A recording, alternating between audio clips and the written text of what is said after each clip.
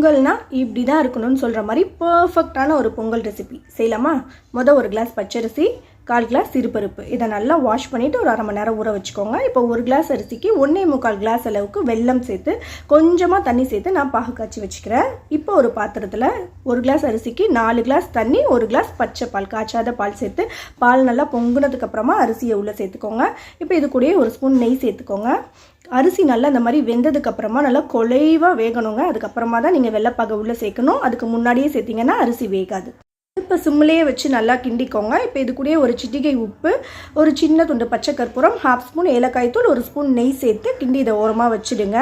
இப்போ தாளிப்புக்கு தாராளமாக நெய் விட்டு 1/2 மூடி தேங்காவை சின்ன சின்ன பல்லாக சேர்த்துருக்கேன். இது கூட உங்களுக்கு தேவையான அளவு முந்திரி திராட்சை சேர்த்து நல்லா வறுத்துட்டு இதை நீங்கள் பொங்கல் கூட சேர்த்திங்கன்னா சுவையான நம்மளோட பொங்கல் ரெடி. ஒரு நாள் உங்கள் டயட்லாம் தள்ளி வச்சுட்டு இந்த மாதிரி செஞ்சு சாப்பிட்டு பாருங்கள், ரொம்பவே சுவையாக இருக்கும்.